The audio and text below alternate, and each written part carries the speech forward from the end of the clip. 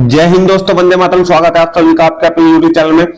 दोस्तों बार बार बच्चों के कमेंट आ रहे थे, बच्चों बहुत ज्यादा कमेंट आ रहे थे कि सर आपका जीके का पोर्शन और प्लस मैथ का पोर्शन बहुत ही अच्छा होता है। आप लोग सर आप जो है जीके या मैथ का पोर्शन दोनों का आप लोग स्टार्ट कर दीजिए प्लीज। और कि हमारा एग्जाम जो है 23 अगस्त से है, कम से कम हमें अब से लगभग ये मान के चले 10 दिन है सर। 10 दिन में आप हमें बहुत कुछ सिखा दोगे, बहुत कुछ सिखा दोगे। तो भाई मैं मानता हूं कि मैं मैथ और जीके का पोर्शन ये लेकर आया हूं। आज मैं जीके का पोर्शन बताऊंगा और मैथ का पोर्शन भी आपको जल्द ही वीडियो प्रोवाइड कराऊंगा आज से ही। ठीक है बच्चों, बस लास्ट तक वीडियो बन रही है। और ये क्वेश्चन जो मैं आपके लिए लाया हूं बहुत इंपॉर्टेंट क्वेश्चन है, पिछले वाले एग्जाम में पूछे गए क्वेश्चन है। ठीक है, तो भाई लास्ट तक वीडियो बने। वीडियो अगर आपको अच्छी लगती है वीडियो शेयर कीजिए, लाइक कीजिए और कमेंट के माध्यम से जरूर बताइए वीडियो आपको कैसी लगी है। और यूपी पुलिस से रिलेटेड मैं अपडेट भी लाता रहता हूं। आज मेरे पास और भी अपडेट है, केंद्रों का गठन कुछ और जिलों में भी हुआ है, उसके ऊपर भी मैं आज वीडियो बहुत जल्द आपको प्रोवाइड कराऊंगा बच्चों। ठीक है, तो सारी अपडेट से जुड़े रहने के लिए और जीके और मैथ के पोर्शन से जुड़े रहने के लिए भी आप लोग चैनल को सब्सक्राइब कर लीजिए, जिसने अभी तक सब्सक्राइब नहीं किया है। सब्सक्राइब के सामने जो बेल आइकन है उसको भी दबा लीजिए, ताकि भविष्य में आने वाली हर एक वीडियो का नोटिफिकेशन बच्चों आप तक पहुंचता रहे। ठीक है, और मैंने पिछली बार जो यूपी पुलिस का मैथ का पोर्शन पढ़ाया था उसकी प्लेलिस्ट बनी हुई है भाई, उसकी प्लेलिस्ट तैयार है। आप लोग चैनल पर विजिट करके प्लेलिस्ट ज्वाइन कर लो, क्योंकि प्लेलिस्ट में हर एक चैप्टर मैंने पढ़ाया हुआ है। पहले उसकी क्लास कराई हुई है और फिर उसके प्रैक्टिस सेट लगवाई हुई है। एक एक क्लास में एक एक चैप्टर खत्म कर रखा है। अगर आपसे 10 दिन भी है तो बच्चों ये मान के चलो आप लोग कि बिल्कुल 10 से 12 चैप्टर आप लोग खत्म कर सकते हो, और इस प्रकार से खत्म कर सकते हो एक भी क्वेश्चन नहीं बचेगा एग्जाम के अंदर। यूपी पुलिस के अंदर तो एक भी क्वेश्चन नहीं बचेगा बच्चों। ठीक है, तो आप लोग जल्दी से चैनल पर विजिट करें और अपने मैथ और जीके का पोर्शन बहुत अच्छे तरीके से और सभी अपडेट के साथ जुड़े। ठीक है बच्चों, चलिए पहले क्वेश्चन के साथ बढ़ते हैं आगे। और सबसे पहला क्वेश्चन क्या कह रहा है, इंपॉर्टेंट क्वेश्चन है, ध्यान से देखना सारे क्वेश्चन। देखिए, मेनिंजाइटिस रोग किसको प्रभावित करता है? तो मेनिंजाइटिस रोग नंबर ए ऑप्शन है वर्कक को, यकृत को, हृदय को या मस्तिष्क को। तो बच्चों जो मेनिंजाइटिस रोग है ये होता है हमारा मस्तिष्क का। इसका आंसर हो जाएगा हमारा मस्तिष्क। आप लोग नीचे आंसर देख भी पा रहे हो, इसका आंसर हो जाएगा मस्तिष्क। तो आपको ध्यान रखना है कि मेनिंजाइटिस जो रोग है, मेनिंजाइटिस जो रोग है वो किसका है? मस्तिष्क का। किसका है बच्चों? मस्तिष्क का। नेक्स्ट क्वेश्चन पे बढ़ते हैं आगे बच्चों। नेक्स्ट क्वेश्चन जो दिया गया है नंबर 2 पे, सौर सेल को बनाने के लिए किस तत्व का प्रयोग किया जाता है? ये मोस्ट इंपोर्टेंट क्वेश्चन है बच्चों। सौर सेल को बनाने के लिए किस तत्व का प्रयोग किया जाता है? सौर सेल को बनाने के लिए क्या मैग्नीशियम का प्रयोग किया जाता है बच्चों, सोडियम का, कैल्शियम का या सिलिकॉन का? तो सौर सेल को बनाने के लिए बच्चों प्रयोग किया जाता है सिलिकॉन का। सौर सेल बनाने के लिए जो तत्व प्रयोग किया जाता है वो है सिलिकॉन। आप लोग आंसर देख भी पा रहे हो। ठीक है, इसके बाद हम बात करते हैं क्वेश्चन नंबर 3 की। अब क्वेश्चन नंबर 3 भी भाई बहुत अच्छा क्वेश्चन है। ठीक है, अब क्वेश्चन नंबर 3 पे बढ़ गए हैं हम आगे। हजामत का शीशा कौन सा है? हजामत, हजामत लिखा हुआ है बच्चों, आप लोग समझ लीजिए। हजामत यानी कि जो हम सेविंग करते हैं, जो हम सेविंग करते हैं, जो हम दाढ़ी बनाते हैं, जो हजामत होती है उसको हजामत बोलते हैं। उसका शीशा कौन सा होता है? उत्तल होता है, अवतल होता है, समतल होता है या परवलयी होता है? तो भाई हजामत का शीशा बच्चों होता है अवतल। आप लोग आंसर देख पा रहे हो, हजामत का जो शीशा होता है वो होता है अवतल। मोस्ट इंपोर्टेंट क्वेश्चन है बच्चों। और इसी के साथ साथ एक उत्तल का एग्जांपल मैं आपको बता दूं कि जो हमारी मोटरसाइकिल होती है ना, जो हमारी मोटरसाइकिल होती है, तो मोटरसाइकिल में जब हम पीछे देखते हैं कि भाई कोई साधन तो नहीं आ रहा है, क्या हम इधर मुड़ जाए, तो जो हमारे मोटरसाइकिल में जो शीशा लगा हुआ होता है पीछे देखने के लिए वो होता है उत्तल का, वो होता है उत्तल दर्पण का। कौन सा होता है? उत्तल दर्पण का। आप लोग समझ लीजिए चीजों को। ठीक है, उत्तल दर्पण का क्या काम होता है बच्चों? उत्तल दर्पण का काम होता है कि बड़ी चीजों को छोटा करके दिखाने का। तभी आप लोग छोटे शीशे में बड़ी वस्तु को, जो पीछे से ट्रक आ रहा है या कोई और चीज आ रही है, ठीक है, सभी को आप लोग देख सकते हो। ठीक है, आगे बढ़िए। क्वेश्चन नंबर 4, टूटी हड्डियों को जोड़ने के लिए निम्नलिखित में से किसका प्रयोग किया जाता है? सफेद सीमेंट का प्रयोग किया जाता है टूटी हड्डियों को जोड़ने के लिए, सफेद लेड का प्रयोग किया जाता है, जिंक ऑक्साइड का प्रयोग किया जाता है, प्लास्टर ऑफ पेरिस का प्रयोग किया जाता है। ठीक है, तो आप सभी को पता है बच्चों कि टूटी हड्डियां, जब जब कहीं की जब किसी की कोई हड्डी टूट जाती है, जैसे पैर की हड्डी टूट जाती है या हाथ की हड्डी टूट जाती है या बांह की हड्डी टूट जाती है, ठीक है, अगर कहीं से कोई हड्डी टूट जाती है तो डॉक्टर उस पे आप लोग बोलते हैं कि प्लास्टर चढ़ाता है। क्या करता है? प्लास्टर चढ़ाता है, 1 महीने का 1.5 महीने का, ठीक है, उसे जोड़ने के लिए, ठीक है। तो हमें किसकी जरूरत पड़ती है? आप लोग प्लास्टर से आप लोग याद रख सकते हो चीजों को। तो प्लास्टर से आप लोग समझ सकते हो कि प्लास्टर ऑफ पेरिस किसकी जरूरत पड़ती है बच्चों?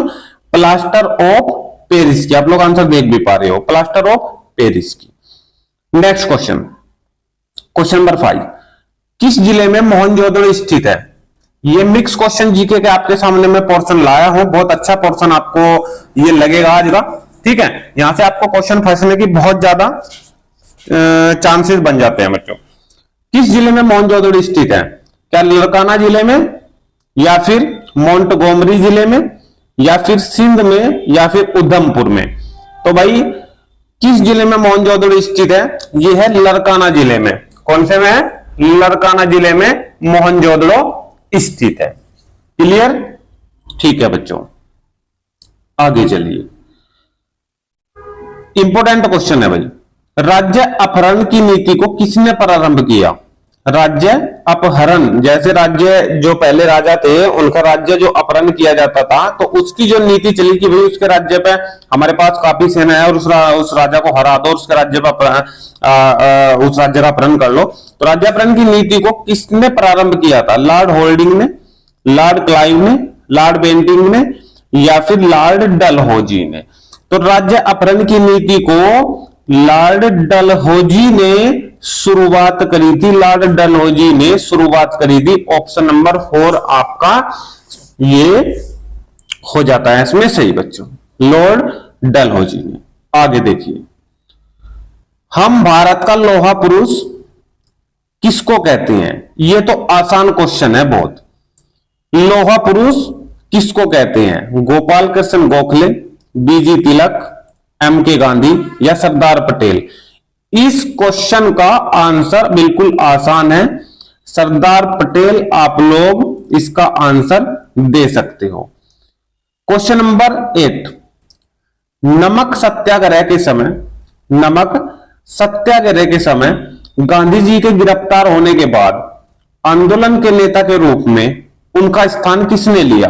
भाई नमक सत्याग्रह चल रहा था और गांधी जी हो गए गिरफ्तार, तब उनकी जगह जो नेतृत्व संभाला वो किसने संभाला?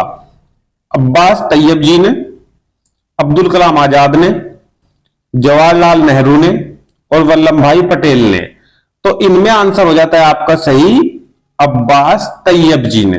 अब्बास तैयब जी ने जब नमक सत्याग्रह के समय गांधी जी को गिरफ्तार कर लिया गया तो नेता के रूप में उनका स्थान संभाला अब्बास तैयब जी ने बच्चों। ठीक है, ठीक है। अच्छा, गांधी जी किसको अपना गुरु मानते थे? इसका आंसर मुझे कमेंट के माध्यम से आप लोग जरूर बताइएगा। गांधी जी किसको अपना गुरु मानते थे? किसको अपना गुरु मानते थे? इसका आंसर मुझे आप लोग कमेंट के माध्यम से बताइए। देखता हूं मैं बच्चे बहुत ध्यान से पढ़ रहे हैं कि नहीं पढ़ रहे हैं और क्या कितना क्या कुछ जानते हैं। क्वेश्चन नंबर 9 देखिए। क्वेश्चन आज मैं आपको बताऊंगा लगभग 15 क्वेश्चन। ठीक है, एक क्वेश्चन बीच में मिस है, इसलिए टोटल 16 क्वेश्चन मैं आपको बताने वाला हूं आज। ठीक है, देखिए आगे। किसने सचिंद्र सन्याल द्वारा स्थापित हिंदुस्तान रिपब्लिक एसोसिएशन का नाम बदलकर हिंदुस्तान रिपब्लिक एसोसिएशन कर दिया था? Hindustan Republic association, Hindustan Republic association, भाई इसको सही कर लीजिए आप लोग। ये हिंदुस्तान रिपब्लिक एसोसिएशन सचिंद्र सन्याल द्वारा स्थापित है। ठीक है, यहां पे ये हिंदुस्तान नहीं था, ये हिंदू था, हिंदू रिपब्लिक एसोसिएशन। इसका नाम बदलकर किसने हिंदुस्तान रिपब्लिक एसोसिएशन कर दिया था? रास बिहारी बोस ने, बटुकेश्वर दत्त ने, सरदार भगत सिंह ने, या चंद्रशेखर आजाद ने? तो इसका राइट आंसर हो जाता है चंद्रशेखर आजाद ने। इसका राइट आंसर हो जाता है चंद्रशेखर आजाद ने इसका नाम बदलकर हिंदुस्तान रिपब्लिक एसोसिएशन कर दिया था। ठीक है, अगले क्वेश्चन का आंसर आप लोग देख पा रहे हो सामने, बहुत इंपॉर्टेंट क्वेश्चन है ये बच्चों। भारतीय संविधान में समवर्ती सूची किसके संविधान से ली गई है? तो ऑस्ट्रेलिया के संविधान से ली गई है। समवर्ती सूची कहां से ली गई है बच्चों? ऑस्ट्रेलिया के संविधान से ली गई है। ठीक है, और ये मुझे कमेंट करके आप लोग बताइए कि जर्मनी के संविधान से क्या लिया है, जर्मनी के संविधान से क्या लिया गया है जो भारतीय संविधान में है। ठीक है, पंचायती राज व्यवस्था में स्थानीय स्वशासन की व्यवस्था कैसी होती है? पंचायती राज व्यवस्था में स्थानीय स्वशासन की व्यवस्था कैसी होती है? Number A option, gram, block, जिला और राज्य स्तर पर 4 स्तरीय व्यवस्था होती है, या 3 स्तरीय व्यवस्था होती है जिसमें ग्राम, ब्लॉक, जिला होते हैं, या द्विस्तरीय व्यवस्था होती है जिसमें ग्राम, ब्लॉक होते हैं, या ग्राम स्तरीय खाली 1 स्तरीय व्यवस्था होती है। तो पंचायती राज व्यवस्था में स्थानीय स्वशासन की व्यवस्था कैसी होती है? देखिए आंसर, ग्राम, ब्लॉक, जिला, ग्राम, ब्लॉक, जिला 3 स्तरीय संरचना होती है। ग्राम, उसके बाद ब्लॉक, उसके बाद जिला। नेक्स्ट क्वेश्चन, भूपेन हजारिका सेतु का निर्माण किस राज्य में किया गया? भूपेन हजारिका सेतु का, ये एग्जाम में आया हुआ क्वेश्चन है भाई, इंपॉर्टेंट क्वेश्चन है। भूपेन हजारिका सेतु ये एक पुल है जो पूछ रहा है कि गुजरात में है या कर्नाटक में है, महाराष्ट्र में है या फिर असम में है। ठीक है, इन चारों ऑप्शन में तो मुझे एक चीज आप लोग और बताना कमेंट के माध्यम से कि काजीरंगा, काजीरंगा नेशनल उद्यान, काजीरंगा नेशनल उद्यान किस राज्य में है इनमें से? ठीक है, कमेंट के माध्यम से मुझे जरूर बताइए, बहुत मोस्ट इंपोर्टेंट है। ठीक है, तो भूपेन हजारिका सेतु का निर्माण भाई किस राज्य में किया गया है? ये किया गया है असम में, ये किया गया है असम राज्य में। ठीक है बच्चों, आगे चलिए। राज्य मानवाधिकार आयोग अपनी वार्षिक रिपोर्ट किसे देता है? राज्य मानवाधिकार आयोग अपनी वार्षिक रिपोर्ट, जो इस साल की एक रिपोर्ट होती है राज्य मानवाधिकार आयोग की, वो किसको देता है? राज्य सरकार को देता है, केंद्रीय सरकार को देता है, राष्ट्रीय मानवाधिकार आयोग के देता है, या राज्यपाल को देता है? जल्दी से आंसर बताइए बच्चों। राज्य मानवाधिकार आयोग अपनी रिपोर्ट किसको देता है? राज्य सरकार को। भाई इस तरीके से मैं आपको बताऊंगा कि बिल्कुल साथ ही साथ आपके आंसर भी इनके याद हो जाएंगे। ठीक है, तो राज्य सरकार को देता है क्योंकि राज्य मानवाधिकार आयोग है, राज्य का मानवाधिकार आयोग है, ये राज्य का मानवाधिकार आयोग है, तो अपनी रिपोर्ट ही राज्य सरकार को ही देगा। क्लियर चीजें, आगे देखिए। आतंकवादियों ने भारतीय संसद पर कब हमला किया था? देखिए इंपोर्टेंट क्वेश्चन है बच्चों, आतंकवादियों ने भारतीय संसद पर हमला कब किया था? 13 दिसंबर 2001, 11 सितंबर 2001, 22 जनवरी 2002, 14 मई 1857। तो आतंकवादियों ने भारतीय संसद पर हमला 13 दिसंबर 2001 में किया था।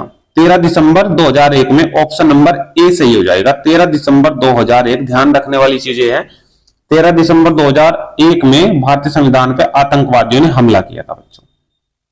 आगे, दक्षिण एशियाई क्षेत्रीय सहयोग संगठन का मुख्यालय कहां है? दक्षिण एशियाई क्षेत्रीय सहयोग संगठन का मुख्यालय कहां है? भारत में, नेपाल में, पाकिस्तान में या श्रीलंका में? बताइए भाई।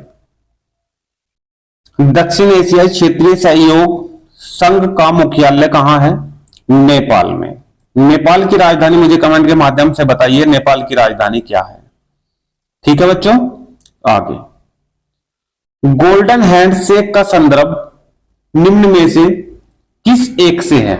गोल्डन हैंडशेक का संदर्भ निम्न में से किस एक से है? गोल्डन हैंडशेक, अति विशिष्ट व्यक्तियों को सम्मान करना, स्वैच्छिक सेवानिवृत्ति योजना, मंगलमय समुद्र यात्रा की कामना, विशिष्ट अतिथियों की अगवानी। आप लोग क्या मानते हो इसका आंसर क्या होगा? गोल्डन हैंडशेक का संदर्भ निम्न में से किस एक से है? तो भाई गोल्डन हैंडशेक जो संबंधित है वो है स्वैच्छिक सेवानिवृत्ति योजना से। स्वैच्छिक सेवानिवृत्ति योजना, ठीक है।